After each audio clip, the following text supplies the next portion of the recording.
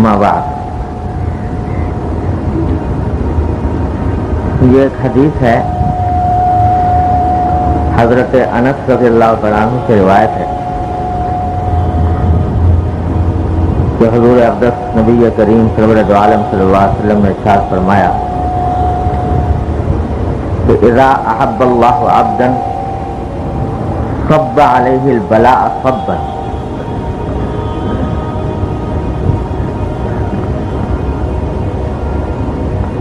اور بعض کتابوں میں یہ الفاظ اس کے جگہ یہ مروی ہیں کہ اذا احب اللہ عبدا ابتلاہ حتی یسمع تضرعہ،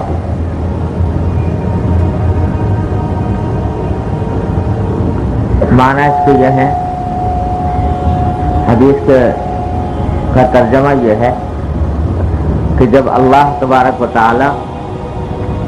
کسی بندے سے محبت فرماتے ہیں تو بعض اوقات اس کے اوپر مختلف آزمائشیں بھیجتے ہیں، اور وہ آزمائشیں بارش کی طرح اس کے اوپر برستی ہیں، اور بعض روایتوں میں اسی کے اندر یہ اضافہ ہے کہ جب ملائکہ فرشتے یہ کہتے ہیں کہ اللہ یہ تو آپ کا نیک بندہ ہے، آپ کا محبوب بندہ ہے، آپ سے محبت کرنے والا ہے، تو اس پر اتنی آزمائشیں کیوں؟ تو باری تعالیٰ جواب میں فرماتے ہیں کہ اس کو اسی حالت میں رہنے دو، اس لیے کہ میں چاہتا ہوں، مجھے یہ بات پسند ہے کہ میں اس کی آواز سنوں، اس کی دعا کی آواز سنوں، اس کی عاجزی اور گریہ و زاری کی آواز سنوں۔ یہ الفاظ ہیں حدیث کے۔ یہ حدیث اگرچہ سند کے اعتبار سے کمزور ہے، لیکن اس معنی کی متعدد احادیث آئی ہیں، ایک سے زیادہ۔ مثلا آگے حضرت ابو امامہ رضی اللہ تعالیٰ عنہ کی حدیث نقل کی ہے، اس کا بھی تقریباً مفہوم یہ ہے کہ اللہ تعالیٰ فرشتوں سے فرماتے ہیں کہ میرے بندے کے پاس جاؤ اور اس کو آزمائش میں مبتلا کرو، تو میں اس کی آواز سننا پسند کرتا ہوں۔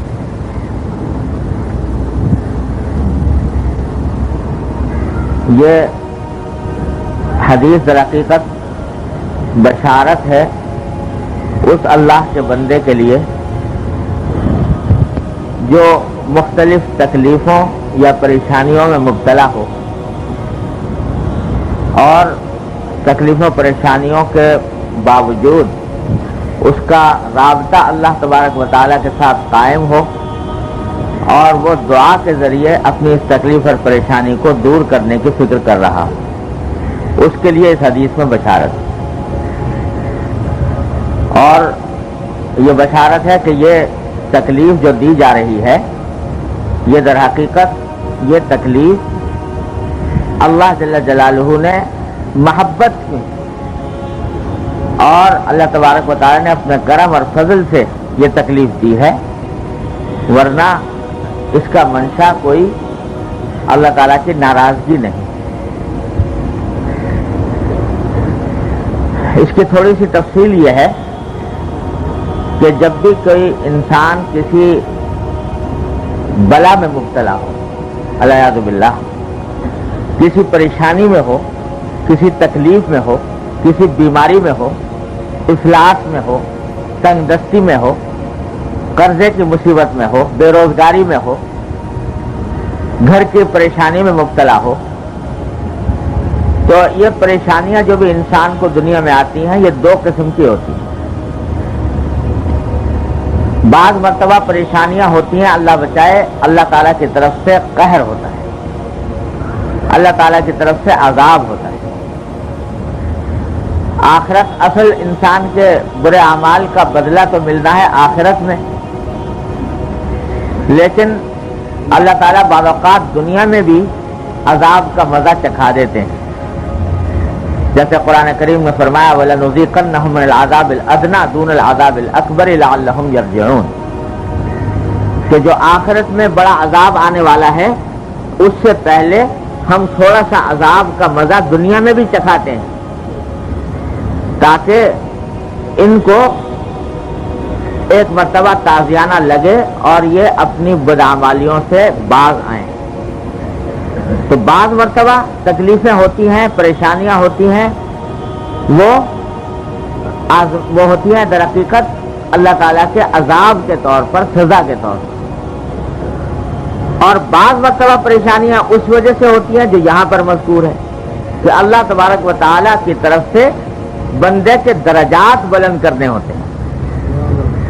اس کو کہیں سے کہیں پہنچانا ہوتا ہے،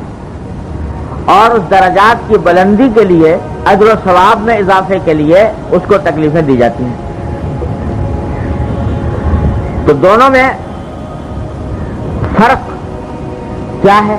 کیسے پتہ لگے کہ یہ تکلیف جو ہمیں پیش آ رہی ہے یہ پہلی قسم کی ہے یا دوسری قسم کی ہے؟ تو اس کی علامت بالکل صاف اور واضح ہے۔ وہ علامت یہ ہے کہ اگر کسی تکلیف اور پریشانی کے موقع پر انسان اللہ کی طرف رجوع کرنا چھوڑ دے اور اس کے دل میں اور وہ اللہ تعالیٰ کی تقدیر کا شکوہ کرنے لگے کہ میں ہی رہ گیا تھا اس پریشانی کے لیے، میں ہی رہ گیا تھا اس تکلیف کے لیے، کیوں میرے اوپر یہ تکلیفیں آ رہی ہیں، شکوہ کرنے لگے، گلہ کرنے لگے اور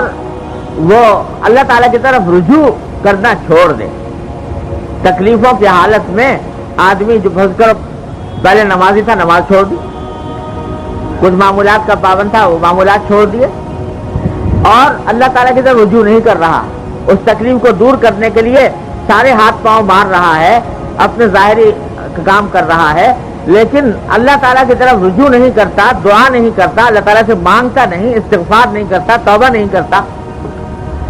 یہ علامت اللہ بچائے اس بات کی ہے کہ یہ تکلیفیں اللہ تعالیٰ کی طرف سے قہر ہے، اللہ تعالیٰ کی طرف سے سزا ہے، عذاب ہے۔ اللہ تعالیٰ ہر مومن کو اس سے محفوظ رکھے۔ لیکن اگر تکلیف آنے کے باوجود انسان رجوع کر رہا ہے اللہ تعالیٰ سے، یا اللہ میں کمزور ہوں، اس تکلیف کا تحمل نہیں کر سکتا،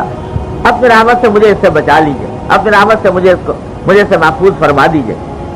رجوع کر رہا ہے اللہ تبارک و تعالیٰ ہی سے، اور دل میں شکوہ اور گلہ نہیں ہے، تکلیف کا احساس ہے، اس تکلیف میں چاہے روئے بھی، اس تکلیف میں چاہے رنج کا اظہار بھی کرے، غم کا اظہار بھی کرے،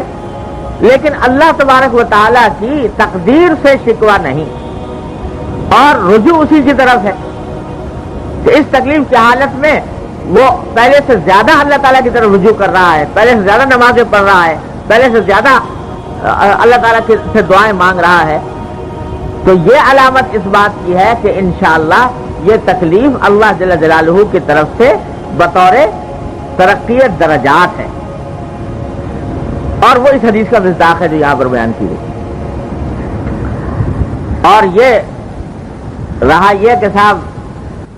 یہ عجیب معاملہ، اگر کسی کے دل میں یہ خیال پیدا ہو کہ بھئی جب کسی بندے سے محبت ہے تو محبت میں تو آرام پہنچایا جاتا ہے، راحت دی جاتی ہے، تکلیف کیوں دی جا رہی ہے؟ بندے کو جب محبت ہے بندے سے تو اس کو آرام پہنچانا چاہیے، تکلیف کیوں دے رہے ہیں؟ اگر کسی کے دل میں یہ خیال پیدا ہو تو اس کا جواب یہ ہے کہ دیکھو اس کائنات میں، پہلے بھی بار بار میں آپ سے عرض کر چکا ہوں، اس دنیا میں کوئی بھی انسان ایسا نہیں جس کو کبھی نہ کبھی کوئی نہ کوئی تکلیف نہ پہنچے، کوئی نہ کوئی صدمہ نہ پہنچے۔ کوئی بھی انسان، چاہے وہ بڑے سے بڑا نبی اور پیغمبر ہو، یا ولی ہو اور صوفی ہو، یا کوئی سرمایہ دار ہو، دولت مند ہو، کتنی دولت رکھنے والا ہو، ایسا نہیں ہو سکتا کہ وہ تکلیف کے بغیر دنیا سے چلا جائے۔ اس واسطے کہ اللہ تبارک و تعالیٰ نے یہ عالم بنایا ہی دنیا کا ایسا ہے کہ اس میں غم اور خوشی، رنج اور تکلیف،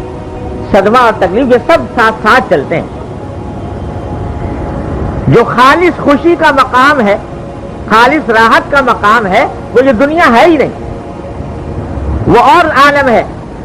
وہ ہے جنت کا عالم۔ اللہ تعالیٰ اپنی رحمت سے ہم سب کو عطا فرما دے، اپنی رحمت سے۔ وہ ہے عالم راحت کا اور خوشی کا کہ لا خوف علیہم ولا ہم یحزنون، وہاں نہ کوئی خوف ہے، نہ کوئی غم ہے،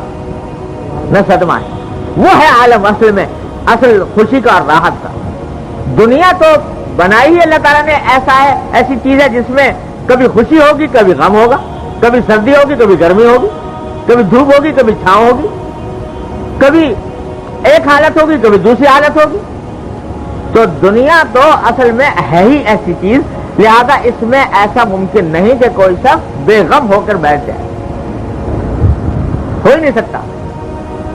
ہمارے حضرت والا حضرت حکیم الامت صلی اللہ تعالیٰ سرہ نے اپنے مواعظ میں قصہ لکھا ہے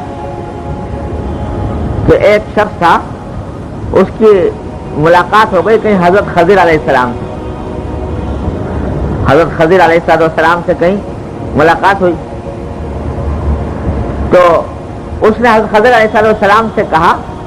کہ حضرت میرے واسطے یہ دعا کر دیجئے کہ مجھے زندگی میں کوئی غم تکلیف نہ آئے اور میں ساری زندگی بے غم ہو کر گزاروں، کبھی کوئی تکلیف نہ پہنچے۔ حضرت خضر علیہ السلام نے فرمایا کہ بھائی یہ دعا تو ہو نہیں سکتی یہاں دنیا میں، کیونکہ غم تو آئے گا، تکلیف تو آئے گی، لہذا میں یہ دعا تو نہیں کر سکتا۔ البتہ ایک بات کر سکتا ہوں، وہ یہ کہ تم ذرا تلاش کرو اپنے ماحول میں جو آدمی تمہیں سب سے زیادہ بے غم نظر آئے یا سب سے زیادہ کم تکلیف والا نظر آئے، سب سے زیادہ راحت میں نظر آئے، اس کا مجھے پتہ بتا دینا، اس کے لیے میں تمہارے لیے یہ دعا کر دوں کہ اللہ میاں اس کو ایسا بنا دیجیے، یہ آدمی جو سب سے زیادہ راحت میں ہے، سب سے زیادہ آرام میں ہے، عیش میں ہے، اور تکلیفیں اس کو سب سے کم ہیں، تو اس جیسا بنا دیجیے، یہ دعا کر دوں۔ تو تلاش کر کے بتاؤ کوئی آدمی۔ یہ بڑے خوش ہوئے، انہوں نے سوچا کہ چلو کم از کم ایسی دعا تو ایسا تو مل جائے گا کہ جو بہت زیادہ راحت اور آرام میں ہے، عیش میں ہے۔ تو یہ تلاش کرنے کے لیے نکلے، چاروں طرف گھوم پھر کے دیکھا تو ایک جوہر ہی ملا، جو جوہر یہ سونا چاندی زیورات اور یہ قیمتی پتھر یہ فروخت کرتا تھا۔ تو دیکھا تھا بھائی عالی شان اس کی دکان تھی، اس میں نوکر چاکر تھے اور بڑی شاندار سواری میں سوار ہو کے آتا تھا، اور اس کی دکان بھی بڑی مزین اور آراستہ پیراستہ، گھر بھی بڑا عالی شان، اور جا کے دیکھا تو بیٹے اس کے بڑے خوبصورت اور صحت مند دکان کے اوپر بیٹھے ہوئے۔ تو ظاہر حالات سے بالکل معلوم ہوا کہ یہ شخص بڑا عیش میں ہے، تو خیال ہوا کہ اس کے بارے میں دعا کراؤں کہ ایسا بن جاؤں۔ لیکن جب دعا کرانے کے جانے لگے تو خیال آیا کہ ذرا اس سے پوچھ تو لوں کہ بھائی تم کس حال میں ہو، کہیں ایسا تو نہیں کہ اندر کوئی اور گڑبڑ ہو اور پھر جو رہی صحیح حالت ہے اس سے بھی جاؤں۔ تو جا کے پوچھا اس سے کہ بھائی تم بڑے آرام میں معلوم ہوتے ہو، بڑے دولت مند ہو، بڑی اچھی دکان ہے، بڑے نوکر چاکر ہے اور ساری دنیا کی راحتیں نظر آتی ہیں، تو کوئی ایسا تو نہیں کہ میں چاہتا ہوں تم جیسا بن جاؤں، تو کوئی ایسا تو نہیں کوئی تکلیف تو میں ایسی لاحق ہو کہ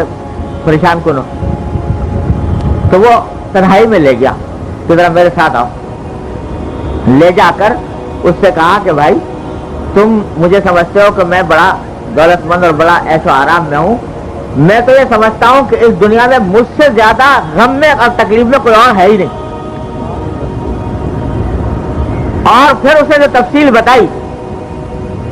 اپنے گھر کی، اپنی بیوی کی اخلاقی حالت کے بارے میں ایسی ایک قصہ سنایا جو زبان سے سنانا بھی مشکل ہے، اور کہا کہ میں اس کی وجہ سے اس قدر اذیت میں ہوں کہ کوئی لمحہ میرا ایسا نہیں گزرتا جس کے اندر مجھے یہ اذیت لاحق نہ ہوتی۔ تو تم میرے ساتھ ظاہری حالات کو دیکھ رہے ہو، ظاہری دولت کو دیکھ رہے ہو، لیکن اندر سے میرے دل میں جو آگ سلگ رہی ہے صدمے کی اور غم کی، اس سے تم واقف نہیں۔ تو یہ سمجھا کہ دیکھو جتنے لوگ میں عائش آرام میں دیکھ رہا ہوں، پتہ نہیں کون کس مصیبت میں کس بلا میں گرفتار ہے۔ تو جا کے کہا کہ جی میں نہیں بتا سکتا کسی کو کہ کون کہ فلاں جیسا ہو جاؤں، خدا نے کس کے بارے میں کہہ دوں کہ اس جیسا ہو جاؤں اور اندر سے وہ کس بلا میں مبتلا ہو۔ تو کائنات میں کوئی، اس دنیا میں کوئی بھی شخص صدمے سے، غم سے، تکلیف سے فارغ ہو ہی نہیں سکتا، کسی کو کم کسی کو زیادہ، کسی کو کوئی تکلیف کسی کو کوئی تکلیف۔ اللہ تعالیٰ نے یہ نظام ایسا بنایا کہ کسی کو کوئی دولت دے دی ہے اور کسی کو سے کوئی دولت لے لی ہے۔ کوئی ہے اس کو صحت نصیب ہے، دولت کم ہے، کسی کے پاس دولت ہے، صحت کے اندر پریشانی ہے، کسی کے گھر کے حالات اچھے ہیں، معاشی حالات خراب ہیں۔ غرض ہر شخص کا اپنا الگ حال ہے اور تکلیفیں اس کو پہنچنی ہے دنیا میں۔ جب پہنچنی ہی ٹھہری، تکلیفیں تو پہنچنی ہی ٹھہری، تو اللہ تبارک و تعالیٰ فرماتے ہیں کہ یہ میرا محبوب بندہ ہے تو میں اس کے لیے تکلیف کو دائمی راحت کا ذریعہ بنانا چاہتا ہوں۔ یہ تکلیف اور یہ صدمہ، یہ پریشانی اس کے لیے دائمی راحت کا ذریعہ بن جائے اور اس کا مقام بلند ہو جائے۔ آخرت میں جب پہنچے میرے پاس تو ایسا پاک صاف ہو کر پہنچے کہ یہ اعلیٰ ترین درجات کا مستحق، اس واسطے عطا فرماتے اور اپنے پیاروں کو دیتے ہیں۔ انبیاء علیہ السلام سے زیادہ محبوب تو اس کائنات میں کوئی ہو نہیں سکتا،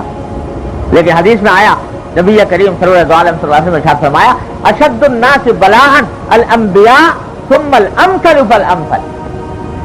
کہ اس دنیا میں سب سے زیادہ آزمائشیں آتی ہیں انبیاء علیہ السلام پر، اور پھر ان کے بعد جتنا کوئی ان سے زیادہ قریب ہوتا ہے، ان سے مشابہت رکھنے والا ہوتا ہے، اتنی آزمائشیں اس کے اوپر آتی ہیں۔ جتنا ان سے قریب ہوتا جائے گا اتنا ہی آزمائشیں ان کے اوپر آئیں گی۔ دیکھو ابراہیم خلیل اللہ لقب ہے کہ نہیں؟ خلیل اللہ کے معنی اللہ کے دوست، اللہ کے دوست، مگر کیا کیا بلائے، کیا کیا مسائب آئے اور کیا کیا آزمائشیں پیش آئیں۔ آگ میں ان کو ڈالا جا رہا ہے، بیٹے کو ذبح کرنے کا ان کو حکم آ رہا ہے، بیوی بچے کو ایک بے آب و گیاہ وادی میں چھوڑ کر جانے کا حکم ان کے اوپر آ رہا ہے۔ غرض کوئی نوع تکلیف کی ایسی نہیں ہے جو ان کے اوپر آئی نہ ہو۔ اپنے پیارے ہیں لیکن دیا جا رہا ہے، تکلیف دی جا رہی ہے، اس واسطے دی جا رہی ہے تاکہ ان کے درجات بلند کیے جائیں۔ ارے جب ان تکلیفوں کا انعام ملے گا آخرت میں تو اس وقت پتہ چلے گا کہ یہ تکلیفیں تو کوئی پرکاش کے برابر حیثیت ہی نہیں رکھتی تھی، وہ تو بھول جائے گا انسان، اور پھر اس کے بدلے جو انعامات اللہ تبارک و تعالیٰ کی طرف سے ہوں گے تو ان کا کچھ ٹھکانہ نہیں۔ اسی لیے حدیث میں آتا ہے کہ حضور اقدس نبی کریم صلی اللہ علیہ وسلم نے ارشاد فرمایا کہ جب اللہ جل جلالہ آخرت میں صبر کرنے والوں کو صبر کا انعام عطا فرمائیں گے، تکلیفیں جن کو ملی تھی اور ان تکلیفوں پر انہوں نے صبر کیا تھا، اس پر جب انعام عطا فرمائیں گے اللہ تبارک و تعالی، تو دوسرے لوگ ان انعامات کو دیکھ کر یہ تمنا کریں گے کہ کاش دنیا میں ہماری کھالیں قینچیوں سے کاٹی گئی ہوتی، ہماری کھالیں قینچیوں سے کاٹی گئی ہوتی، اس پر ہم صبر کرتے تو آج ہم بھی انعامات کے مستحق ہوتے۔ تو یہ جو قرآن کریم میں فرمایا کہ جب آدمی وہاں پہنچے گا، یہ ہمیں محدود نظر کی وجہ سے، محدود عقل کی وجہ سے ہم اس دنیا ہی کو سب کچھ سمجھے بیٹھے ہیں، لیکن جب وہاں پہنچے گا انسان تو دنیا کا تصور اس کو ایسا آئے گا کأنہم لم یلبثوا الا عشیۃ او ضحاھا، کہ ساری عمر ایسا لگے گا جیسے کہ شام کا ایک شام گزر گئی یا ایک صبح گزر گئی، وہ لگے گی۔ اور آخرت کی جو ابدی اور لازوال زندگی ہے وہ پھر اللہ تبارک و تعالیٰ عطا فرمائیں گے، تو یہ تو بھول جاؤ گے یہ تکلیف، اور اس کے بعد پھر جو دائمی راحت اور دائمی مسرت اللہ تعالیٰ کی طرف سے عطا ہوگی، اس کے بعد اس کی کوئی حیثیت ہی نہیں رہے گی۔ ہمارے حضرت والا حضرت حکیم الامت رسول اللہ تعالیٰ سے فرماتے ہیں کہ ان تکلیفوں کی مثال یوں سمجھو کہ جیسے ایک ڈاکٹر ہے، وہ کسی بیماری کا آپریشن کرتا ہے، جسم میں زخم ہو گیا ہے، کوئی بیماری پیدا ہو گئی ہے، آپریشن کیا، آپریشن کرنے میں تکلیف ہوئی کہ نہیں ہوئی؟ لیکن اس تکلیف جاننے کے باوجود انسان خود درخواستیں کر کے، منتیں کر کے آپریشن کرواتا ہے کہ میرا آپریشن کر دو، اور فیس بھی دیتا الٹی کہ پیسے دے رہا ہے اس واسطے کہ میرے اوپر نشتر چلاؤ۔ یہ نشتر جو چلائے جا رہے ہیں اس کو باقاعدہ فیس دے کر منتیں کر کے چلا رہا ہے نشتر، حالانکہ تکلیف تو پہنچ رہی ہے، لیکن جانتا ہے کہ یہ تھوڑی سی تکلیف ہے، یہ چند گھنٹے کی ہے، چند دنوں کی ہے، اور اس کے بعد جو صحت کی نعمت ملنے والی ہے اس کے بعد وہ اتنی عظیم ہے کہ اس کے آگے یہ تکلیفیں کوئی حیثیت نہیں رکھتی، اس واسطے فیسیں دیتا ہے، منتیں کرتا ہے، اور عاجزی کر کے کہ جی ہمیں جلدی وقت دے دو کسی طرح ہمارے اوپر نشتر چلانے کے لیے، تو وہ چلائے جا رہے ہیں۔ اب جو ڈاکٹر نشتر چلا رہا ہے اس کو کیا سمجھو گے؟ دشمن ہے کہ ہمیں تکلیف پہنچا رہا ہے۔ وہ در حقیقت اس سے زیادہ مشفق اس حالت میں کوئی اور نہیں، اس سے زیادہ مہربان کوئی اور نہیں، اس واسطے کہ یہ آپریشن کرنے کے بعد تمہارے لیے دائمی صحت کا ذریعہ تمہارے لیے بنا رہا ہے۔ تو اللہ تبارک و تعالی جب کسی بندے کو اس حدیث کے تحت تکلیف عطا فرماتے ہیں تو حقیقت میں وہ اس کا آپریشن ہو رہا ہے، آپریشن ہو رہا ہے کہ اس کو پاک صاف کیا جائے۔ ہمیں اپنے پاس جب ہم اس کو بلائیں تو یہ پاک صاف ہو کر آئے اور گناہوں سے دھل کر آئے، گناہوں سے دھل کر آئے، اور اللہ تبارک و تعالی اس کو درجات اس سے بلند فرمائے۔ یہ ہوتا ہے۔ اور حضرت فرماتے ہیں کہ اور اس کی مثال یوں سمجھ لو کہ ایک محبوب ہے تمہارا، مدتوں سے ملاقات نہیں ہوئی اور دل چاہتا ہے اس سے ملنے کا، کسی وقت اچانک پیچھے سے آ کر اس نے تمہاری کمر کے گرد ہاتھ ڈال کے اور تمہیں دبانا شروع کر دیا، اتنی زور سے دبایا کہ پسلیاں درد کرنے لگی،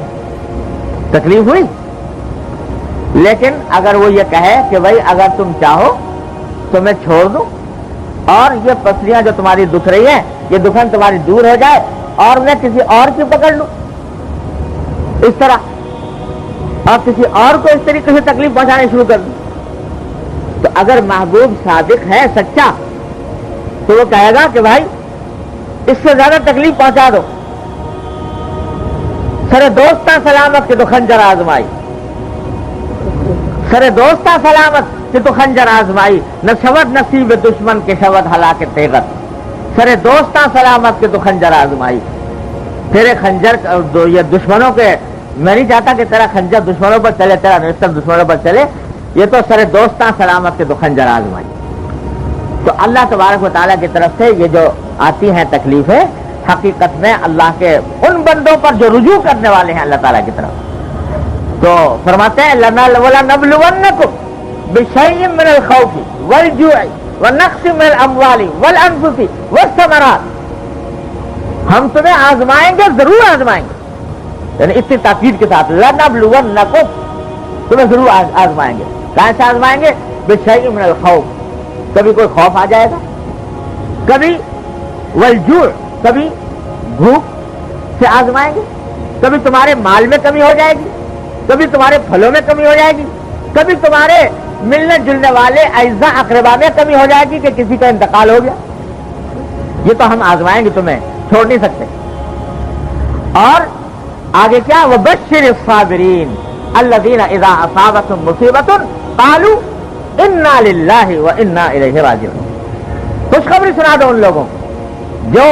اس تین آزمائشوں پر صبر کریں اور یہ کہہ دیں کہ انا للہ و انا الیہ راجعون، اولئک علیہم صلوات من ربہم ورحمہ، ان کے اوپر صلوات ہے یعنی رحمتیں ہی رحمتیں اللہ تعالیٰ کی، واولئک هم المہتدون، اتنی بڑی گواہی اللہ تعالیٰ نے دے دی۔ تو بھائی یہ تو اللہ تعالیٰ کا نظام ہے کہ اللہ تعالیٰ اپنے نیک بندوں کو بعض اوقات یہ تکلیفیں اس لیے پہنچاتے ہیں کہ ان کے درجات بلند ہوں. ہمارے حضرت والد صاحب کا تعالیٰ سے یہ شعر پڑھا کرتے تھے بڑے عجیب وجد کے سے عالم میں. اللہ کہ وہ فارسی کا شعر ہے کہ ماں پروریم دشمن و مامی کشیم دوست، ماں پروریم دشمن و مامی کشیم دوست، کسرا چراؤ چون رسد در قضائے ماں. کہ ہم بعض اوقات دشمن کو پالتے ہیں، اس کو ترقی دیتے ہیں، اور دوست کو مارتے ہیں، دوست کو تکلیف پہنچاتے ہیں. کسرا چراؤ چون رسد در قضائے ماں. ہمارے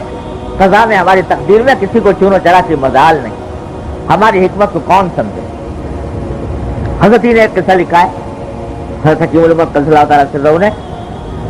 کہ وائز میں فرمایا کہ ایک شہر میں دو آدمی بستر مرگ پر پڑے ہوئے تھے. ایک تھا مسلمان اور ایک تھا یہودی. دونوں موت کے قریب پہنچ رہے تھے، بستر مرگ پر تھے. تو یہ جو